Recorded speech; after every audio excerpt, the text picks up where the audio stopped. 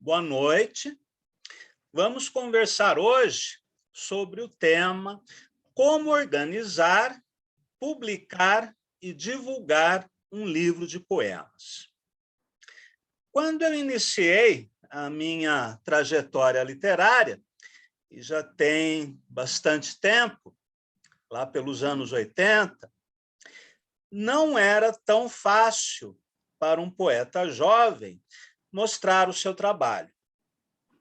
Havia revistas literárias impressas de boa qualidade, havia cadernos de cultura, né, nos grandes jornais, né, o Suplemento Literário de Minas Gerais, né, do Estadão de Minas, o caderno Folhetim, da Folha de São Paulo, Suplemento Literário de Pernambuco e vários outros. Porém, para você publicar poemas num desses jornais ou revistas, era muito difícil, era tudo muito fechado.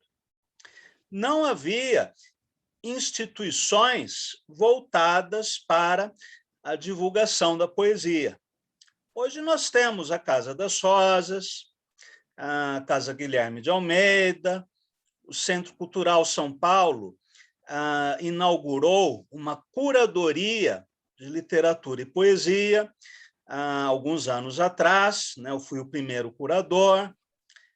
Temos os blogs, as revistas eletrônicas. Então, hoje é muito mais fácil para um poeta novo apresentar o seu trabalho. Nem que seja no seu blog pessoal, ou na sua página no Facebook, né, ou no Instagram, isso dá muito mais visibilidade. E, em relação ao mercado editorial, quando eu comecei nos anos 80, também havia uma grande dificuldade para se publicar um livro de poemas. Isso porque as grandes editoras não publicavam livros de autores iniciantes, então você tinha que pagar pela publicação do seu primeiro livro. Se você não tivesse muito dinheiro, você publicava pelo Scortete, que era uma editora que dividia em 12 vezes, né? Era algo assim muito acessível. Se você tivesse um pouco mais de dinheiro, aí você publicava pelo Massaono, pela editora do Massaono, que tinha um trabalho gráfico, né, de muito mais qualidade.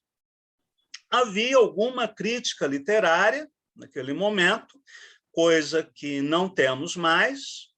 Agora, de um modo geral, hoje eu acho a situação muito mais favorável para os novos poetas.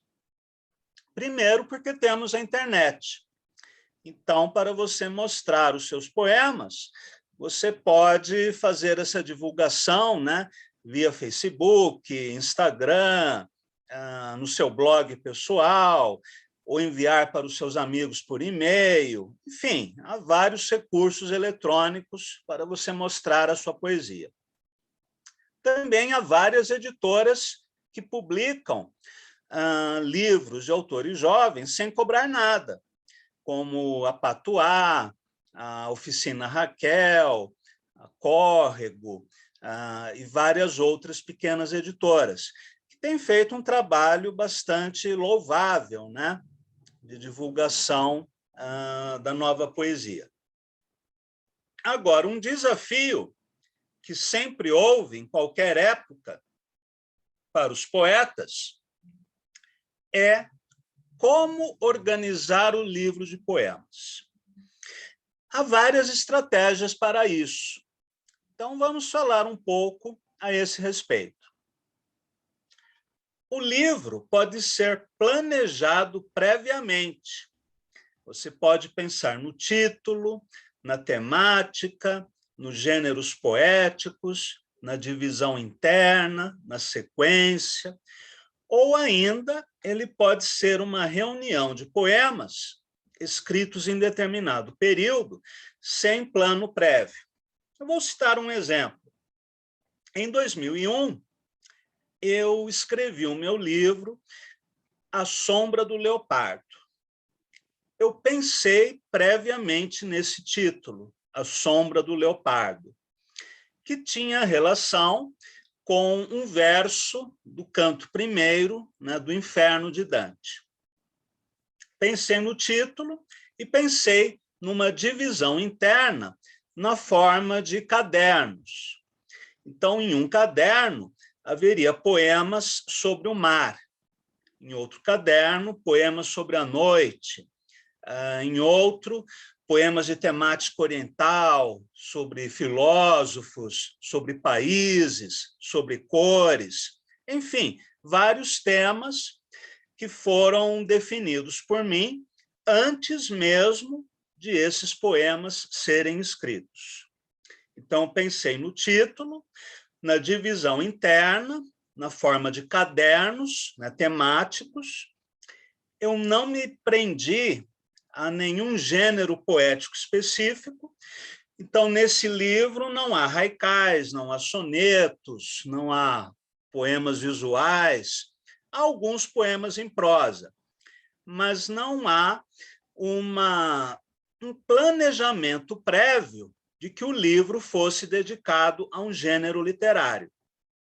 Eu acho que eu só fiz isso no livro Portão 7, que é um livro com 100 haikais. Aí eu estabeleci esse plano. Eu quero escrever um livro de 100 haikais. Muito bem, isso diz respeito à divisão temática, né? Que pode haver ou não. Você pode dividir o seu livro de poesia em várias seções temáticas ou não. Bem, passando para outro ponto. O título.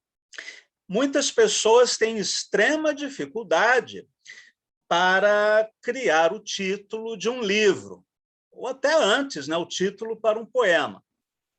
Bem, o título do livro pode ser um verso de um dos poemas que compõem o livro, ou uma palavra de um dos poemas do livro, ou ainda o título pode ser extraído da epígrafe, ou uma palavra que remeta à proposta conceitual ou formal do livro.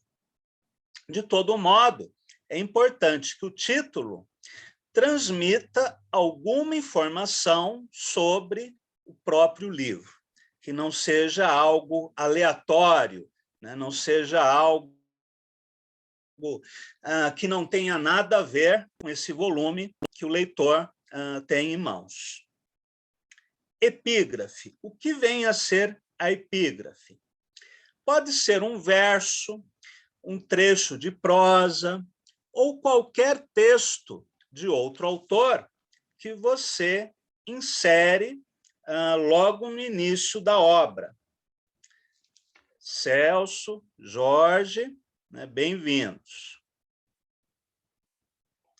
Por exemplo, eu posso usar um verso de Carlos Drummond de Andrade, ou de João Cabral, ou de Paulo Leminski, ou de qualquer outro poeta, para ser a epígrafe do livro. Aqui também, a epígrafe não pode ser uma coisa aleatória.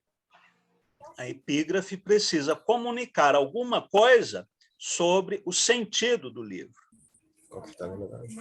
Bem, temos ainda a divisão interna. Eu vou pegar uma obra do Drummond para exemplificar para vocês.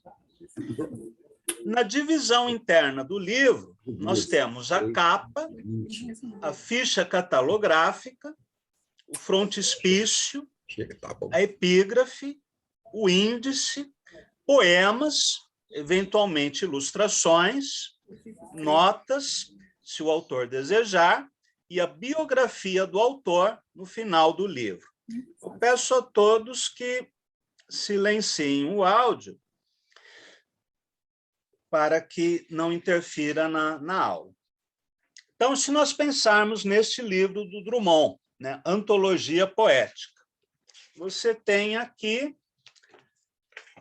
o frontispício, que começa com essa página em que nós temos o nome do autor, o título do livro, o nome da editora, o ano de publicação e as páginas seguintes, onde temos a ficha catalográfica, onde há informações sobre o copyright da obra.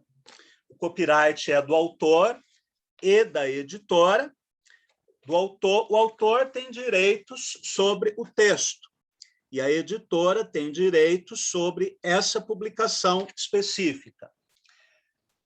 Na ficha catalográfica também temos a cidade e o ano em que o livro foi publicado, o gênero a que o livro pertence e várias outras informações. Em seguida, temos o índice ou sumário, com a sequência dos poemas. Depois temos um prefácio. O prefácio não é obrigatório. Se você quiser, você pode convidar um crítico literário, um poeta, um escritor que você admira, ou até você mesmo pode escrever o prefácio, se desejar. Temos, em seguida, os poemas que compõem o livro. E, no final, nas últimas páginas, nós vamos ter, eventualmente, notas sobre os poemas. Por exemplo, o Jorge tem vários poemas escritos na forma do oriki, né, o poema tradicional iorubá, né, de saudação aos orixás. E ele usa várias palavras em iorubá, que o leitor que não é iniciado no assunto não vai entender nada. Então, se o Jorge quiser, no final do volume, ele pode colocar notas explicativas, dando o significado de cada uma dessas palavras. Depois das notas, nós podemos ter um pós-fácil, que também é opcional, não é um item obrigatório. E, por último, uma nota biográfica do autor, que também não é um item obrigatório, mas é interessante. De repente, o Celso vai publicar o livro dele. Aí alguém passa numa livraria e compra. Aí lê os poemas, gosta e fica se perguntando, bom, mas quem é o Celso Vegro? Aí, antes dele entrar no Google e pesquisar na Wikipedia, ele vai até o final do livro para ver se tem uma nota biográfica, né? Aí seria interessante, né, o Celso dizer alguma coisa a respeito dele. E o prefácio e o pós-fácio? Como nós vivemos numa época em que a crítica literária praticamente não existe, eu sou a favor do prefácio e do pós-fácio, porque você pode convidar pessoas que conhecem a sua poesia, que têm uma visão crítica interessante e que apresentem um parecer sobre o seu trabalho. Você pode convidar poetas conhecidos ou não, críticos literários profissionais ou não, mas é interessante que esses textos funcionem como fortuna crítica, ou seja, que daqui a 10 anos alguém vai ler o prefácio do livro da Paola e verificar, né? Puxa, esse prefaciador falou algumas coisas que realmente ajudam a explicar a poesia da Paola, né? Então, é interessante que não seja apenas um tipo de elogio de amigo, né? Que é muito fácil, de repente, eu escrevo um prefácio, sei lá, para o José Ricardo, aí eu coloco lá um monte de elogios. O José Ricardo é o expoente da nova geração, né? Os seus poemas são muito belos, muito inteligentes, muito interessantes, e papapá, papapá, papapá. Jogo confete, mas não faço nenhuma discussão crítica em profundidade da poesia do José Ricardo. Isso é um desserviço, tanto ao José Ricardo, quanto ao livro, quanto ao leitor. Então, é interessante que o texto de apresentação, e o pós-fácio também, não seja apenas confete atirado por amigos, né? Mas uma leitura crítica pertinente, né? Em profundidade, que ajude o leitor a entender um pouco melhor da poesia do poeta que está sendo lido. Bom, vamos avançar. Gênero, divisão interna do livro, nós já falamos. Gêneros poéticos. O livro pode apresentar poemas construídos conforme determinado gênero literário. Soneto, haikai, poema em prosa, oriqui, poema visual, etc. Ou reunir peças de diversas formas, distribuídas de maneira livre. É possível também reunir num caderno interno uma coleção de haikais ou poemas em prosa. No meu livro, Portão 7, que eu já mencionei a vocês, ele foi planejado como um livro de 100 haikais, dividido em 4 partes, cada uma referente a uma estação do ano. Eu poderia, se quisesse, planejar um livro de 108 sonetos e fazer uma divisão interna desses sonetos, seja por temática, seja por métrica, de repente uma seção de sonetilhos, uma seção de decassílabos, outra de alexandrinos, enfim, há várias maneiras de se organizar um livro. Ou você pode, dentro de um livro que traz apenas sonetos, apenas haikais, você incluir um caderno com outra forma. Eu tenho um livro chamado Fuyu, que é uma reunião de tankas, o poema japonês formado por um terceto e um dístico. E no final desse livro, eu coloquei um caderno de haikais. Claro que, nesse caso, existe um diálogo maior, né? Afinal, tanto o haikai quanto o tanka são formas poéticas japonesas. Então, apresentar um caderno de haikais num livro de tankas não causa, assim, nenhum grande ruído. O Rodrigo Garcia Lopes, no livro dele, Polivox, que reúne poemas em versos livres, ele resolveu incluir um caderno de haikais, que também não ficou algo assim dissonante, né? Embora seja o único caderno do livro em que haja peças compostas em um único gênero. O Jorge está escrevendo um livro de oriquis. Provavelmente, né, acredito, até o final do ano deve estar pronto, e aí no ano que vem vamos batalhar pela publicação e divulgação do livro do Jorge. Se nesse livro ele misturar oriquis com poemas em prosa e haikais, eu acho que vira um samba do crioulo doido, né? Então, nesse caso, é melhor deixar o livro só com oriquis. Bem, isso em relação a gêneros. Divisão interna do livro. Esse é um ponto um pouco mais delicado. O livro pode ser dividido em cadernos temáticos, cada um com um título prévio, ou em cadernos numerados, entre várias outras possibilidades. É possível também apresentar os poemas no livro sem nenhuma divisão interna. O meu primeiro livro, o Sutra, eu dividi em 3 partes, sob inspiração do Jardim das Delícias, né, do Hieronymus Bosch. Então, a primeira parte do livro foi o Inferno Musical, a segunda foi o Jardim das Delícias, a terceira parte eu chamei de Outro Céu. Sequência. A sequência de poemas ela pode ser cronológica, conforme o ano de publicação de cada poema, ou ainda temática, estilística ou caprichosa, conforme o gosto do autor. É importante que o livro tenha unidade, não necessariamente ficcional, narrativa, mas ter uma coerência interna, como se fosse o desenvolvimento de uma música. Por exemplo, numa sinfonia de Mozart. Nós temos o primeiro movimento, que em geral é mais rápido, né? Um allegro. Depois temos um movimento lento, um andante, por exemplo.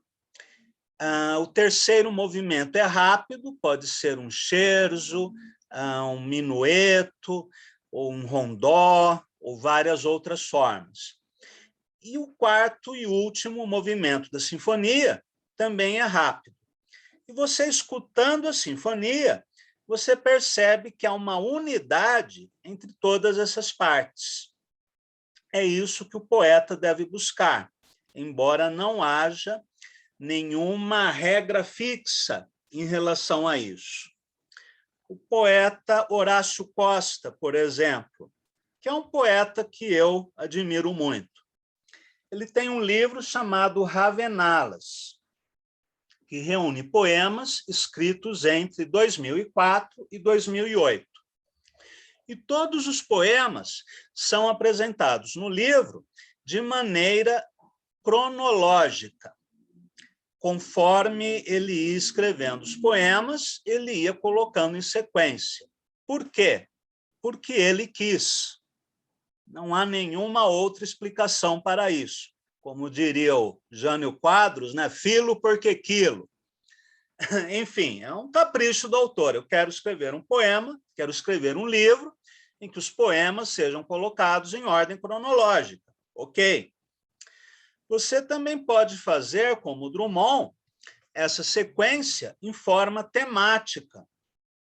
Na antologia poética, do Carlos Drummond de Andrade, e também na antologia do Frederico Barbosa, que se chama Na Lata, e na outra antologia do Carlito Azevedo, chamado Sublunar, a divisão é por temas.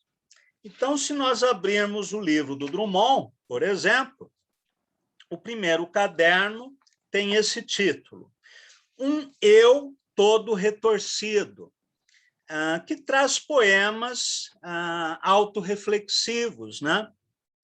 Depois vem A Família que Me Dei, Cantar de Amigos, Na Praça de Convites, Amar, Amaro, Uma, Duas Argolinhas, e assim por diante. Então, numa sessão, ele vai falar sobre ele mesmo, numa outra sessão, sobre a família, em outra, sobre a cidade, em outra, sobre o amor, e assim por diante. É uma divisão interessante, na minha opinião. Além da cronológica e da temática, você pode ter uma divisão estilística e ainda caprichosa. Como que é a divisão estilística? Eu quero que o meu livro de poesia comece com 10 sonetos. Depois eu vou colocar 5 poemas em prosa. Depois 20 haikais. E vou terminar o livro com uma sequência de poemas visuais. É só um exemplo. Em geral, quem escreve soneto não faz poema visual e vice-versa.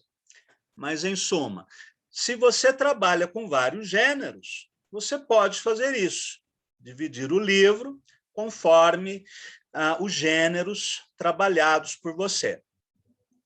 E, por último, tem a sequência que eu gosto mais, que é a sequência caprichosa.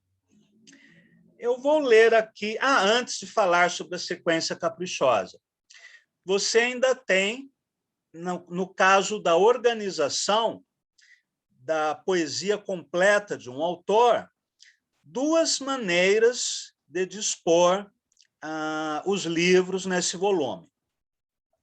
Eu posso começar com os poemas do meu primeiro livro até os poemas do meu último livro, numa sequência linear, né, do início para o quase fim. Ou posso fazer o contrário.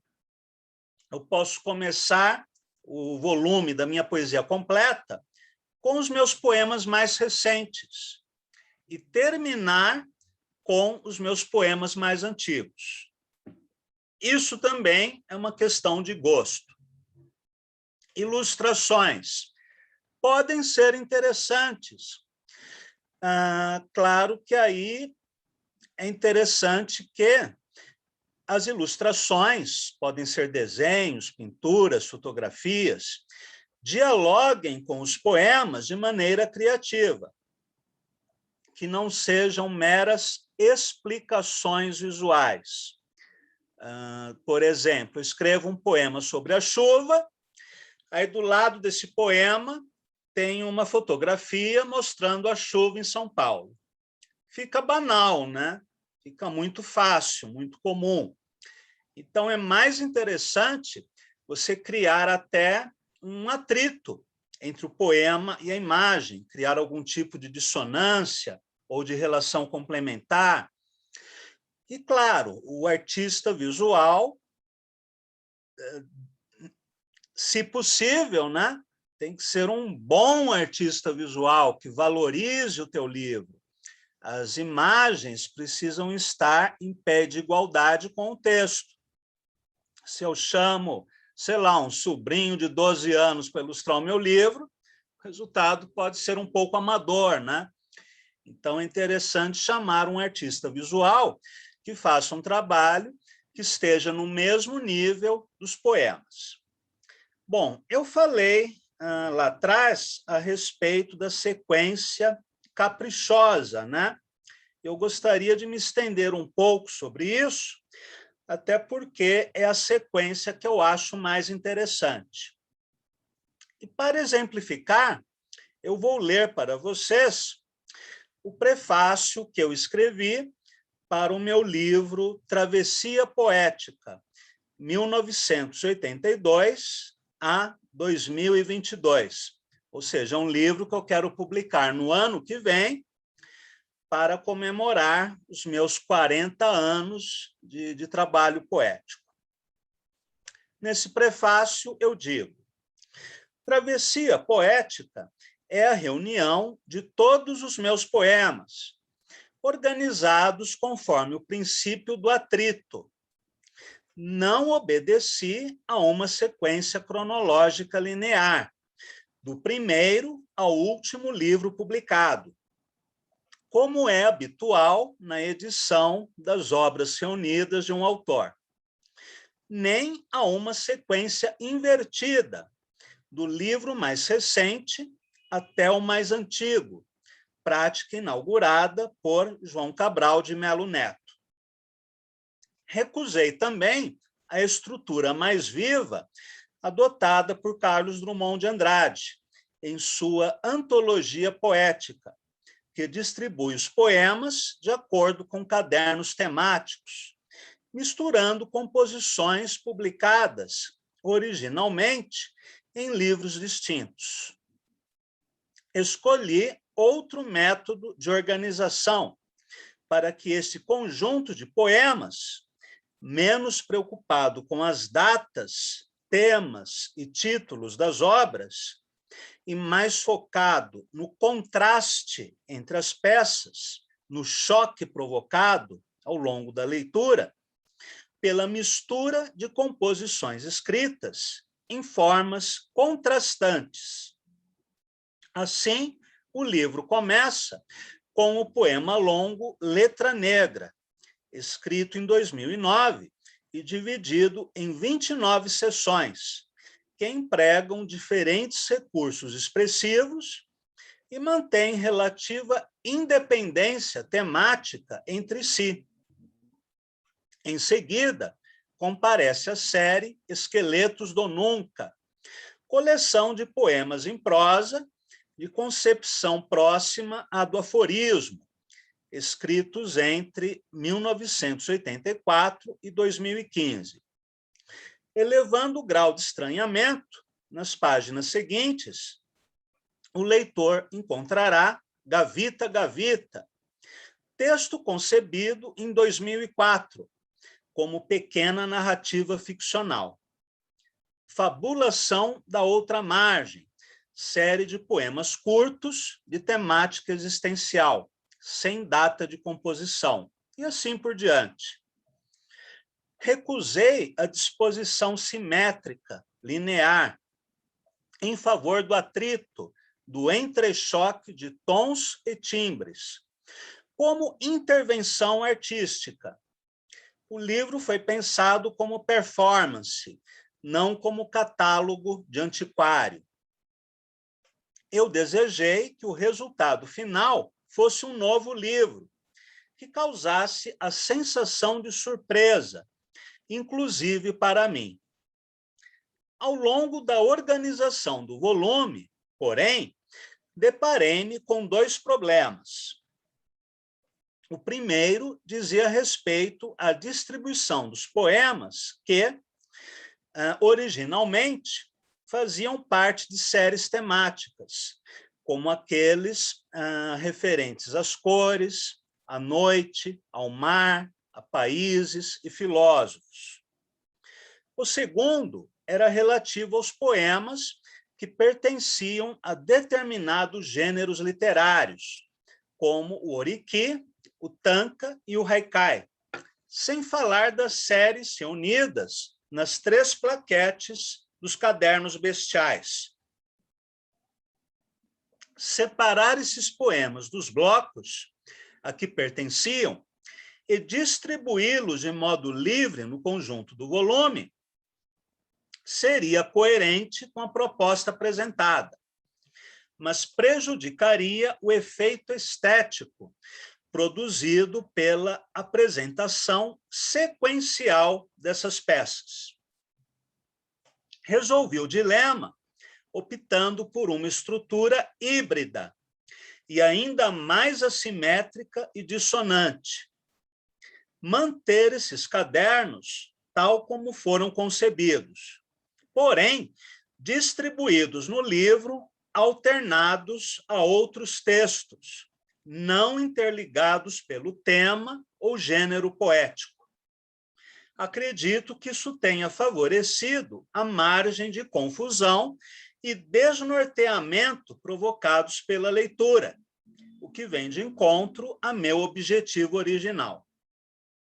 Esta não é uma travessia para o leitor seguir de um a outro ponto, em linha reta, mas uma jornada em espiral, labiríntica, que pressupõe a perda de qualquer certeza, direção ou estabilidade.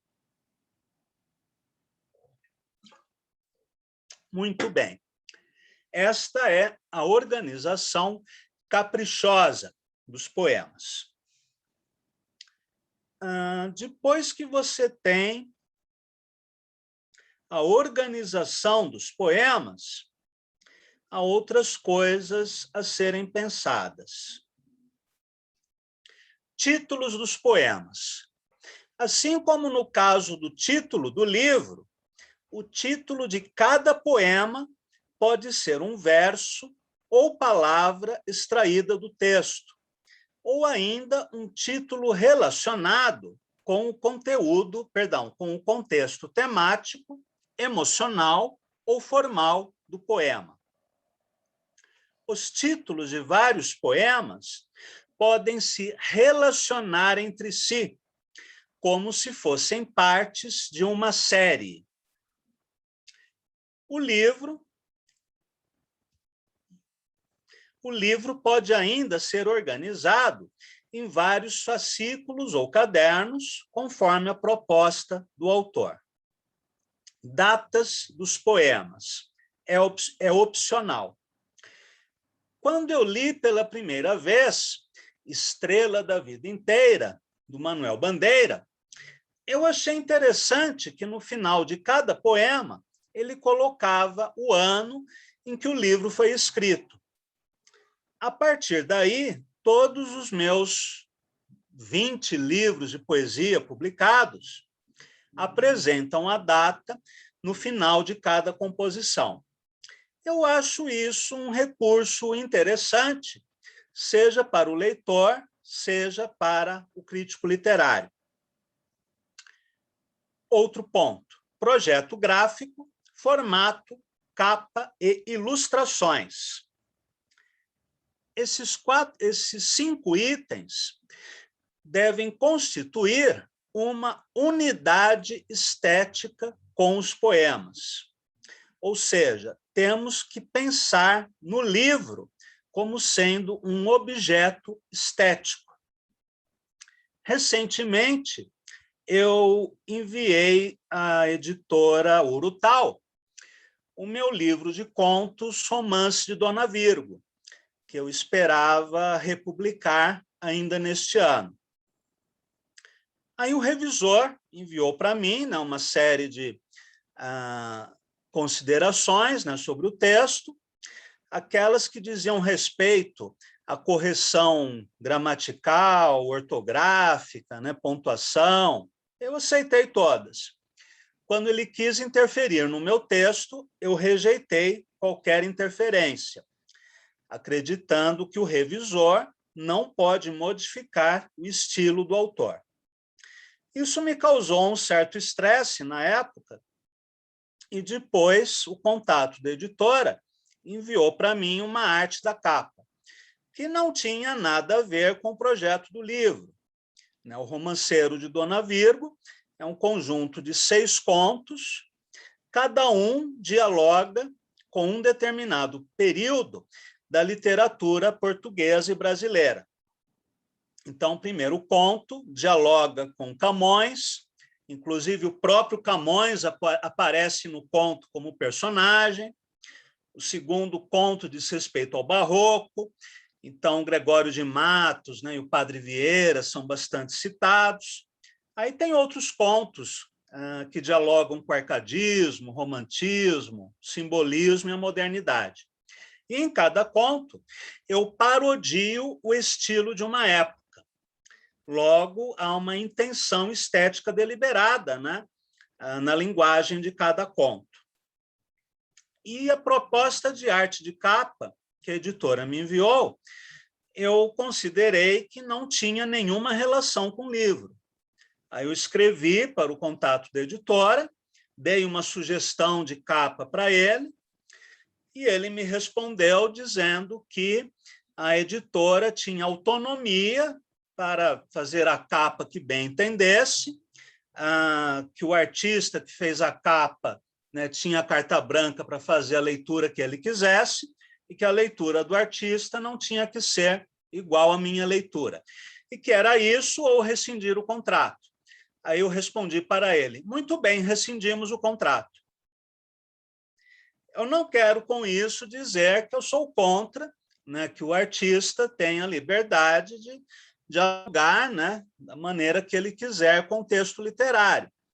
Porém, se eu escrevo um livro sobre a plantação de cebola e o artista faz uma capa com uma hiena colorida, né?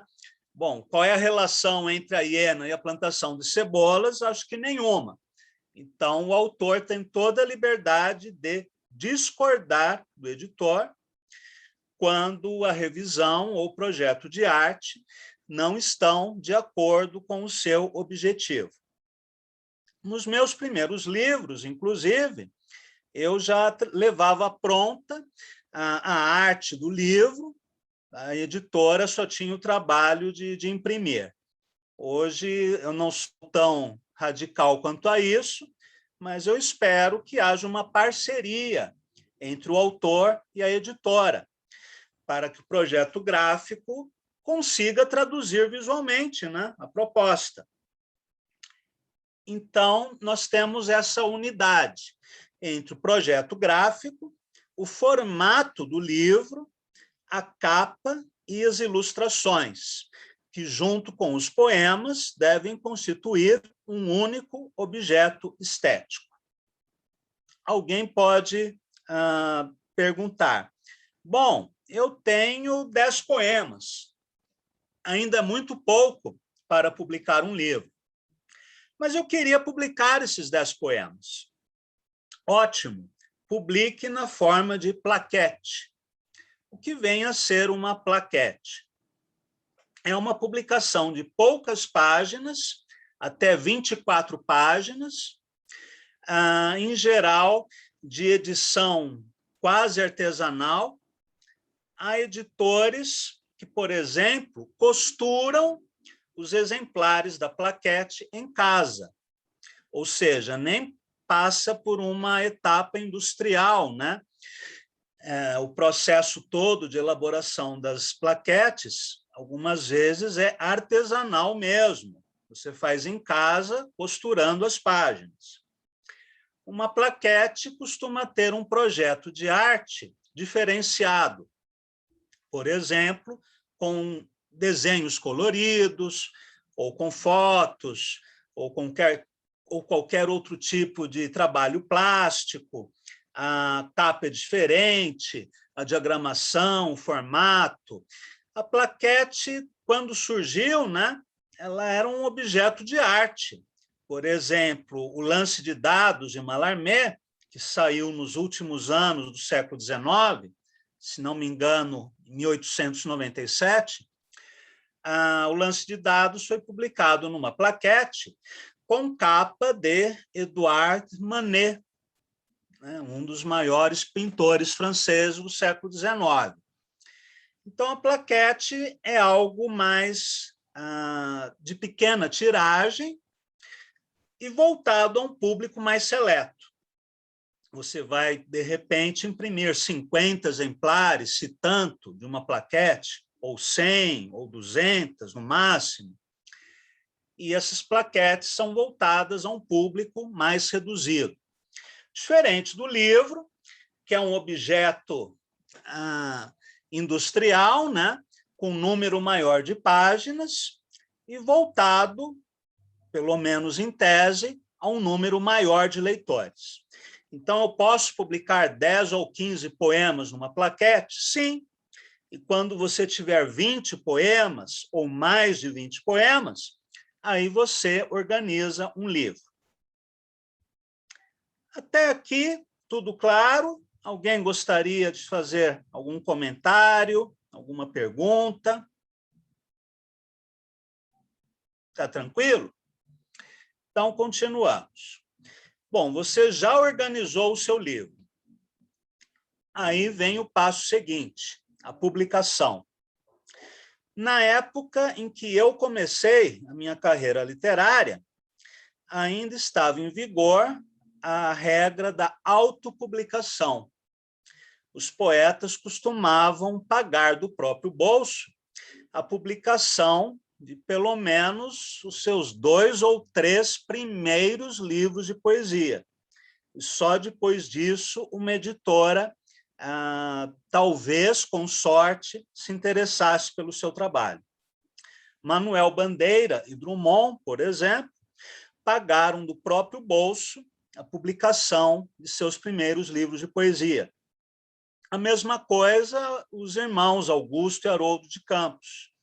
Até a década de 70, para ser mais preciso, até 1974, os irmãos Campos custeavam as suas publicações, até eles encontrarem a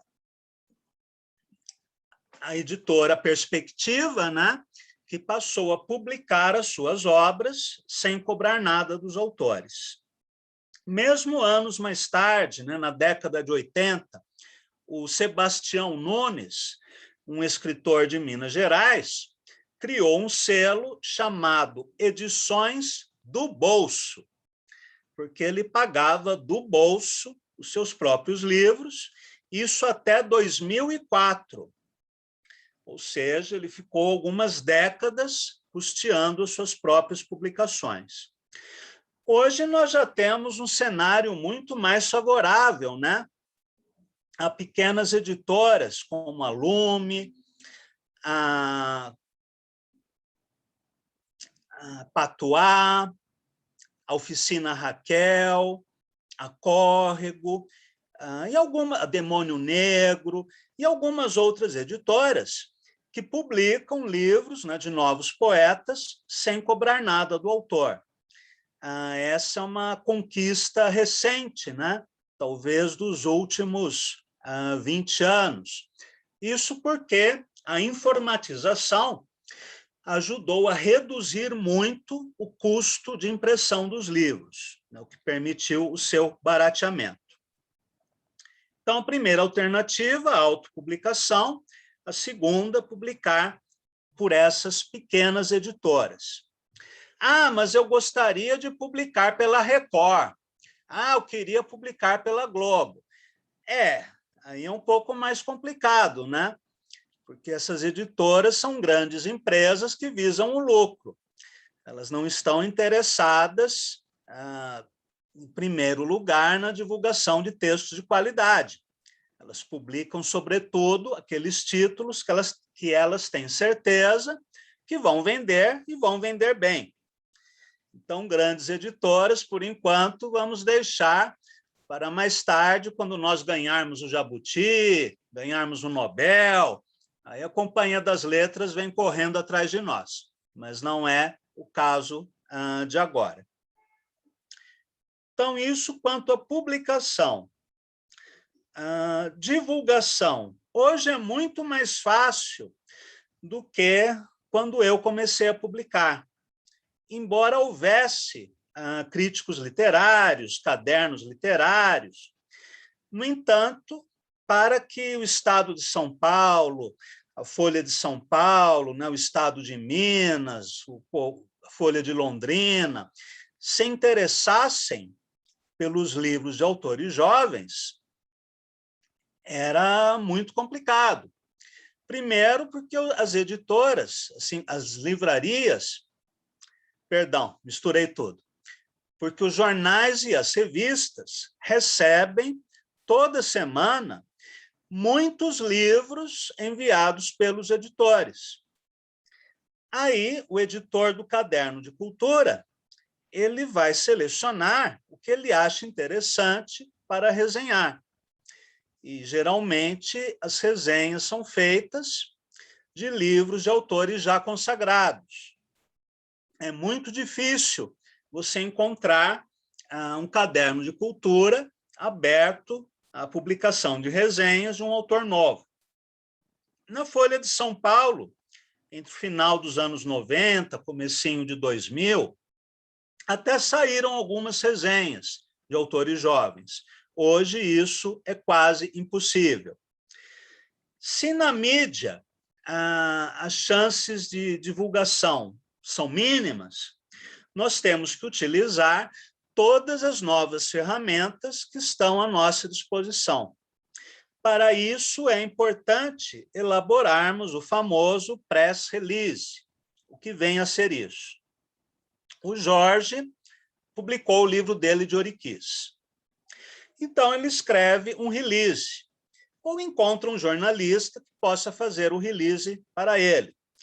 O release seria basicamente assim: este é um livro de Ouriquis, né, de Jorge Amâncio.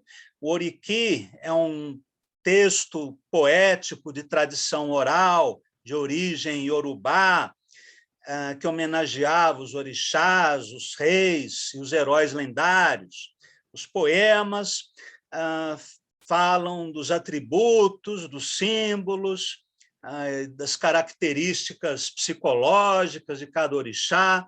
Enfim, o release é uma breve explicação do conteúdo do livro e da forma poética adotada. É uma apresentação, digamos assim, em no máximo 20 linhas ou menos, já que hoje lê-se cada vez menos, inclusive nos órgãos de comunicação.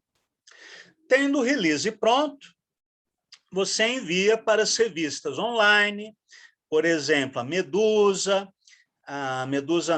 a Germina, a Zunai, a Musarrara, a Malar Margens e outras publicações, né, que vocês conhecem.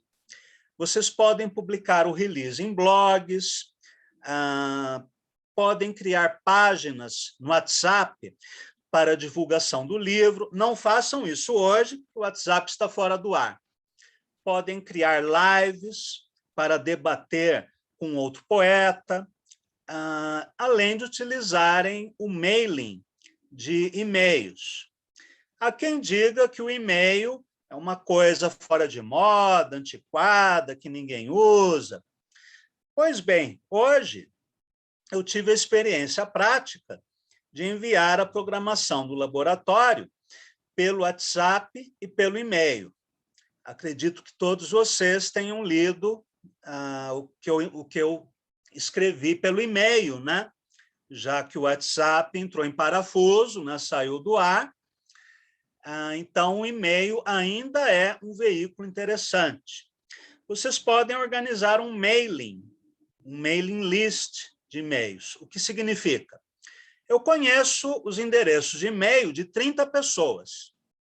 Então, vou copiar e colar esses 30 endereços num documento de Word. Aí, sempre que eu lançar um livro, for fazer uma palestra, qualquer atividade literária que eu queira comunicar aos meus contatos, eu abro esse arquivo, copio esses 30, 40, 50 endereços de e-mail que eu tiver, vou na página do Gmail, abro lá, escrever mensagem, colo no destinatário todos os endereços de e-mail e no texto, né, da mensagem eu coloco o release de divulgação do meu livro. Olha, no dia 20 de outubro, o meu livro tal será publicado, nós faremos uma live que vai acontecer também no Facebook, no YouTube, no Instagram, participe, aí coloco o nome da editora, o valor do livro. É uma outra forma de comunicação. Então, se hoje não temos os jornais e as revistas impressas, nós temos todas essas ferramentas das mídias sociais a nosso favor. Então, é isso que nós vamos usar para divulgar os nossos trabalhos. Bem, estamos perto do final da hora, até já passamos um pouquinho. Dúvidas, perguntas, comentários?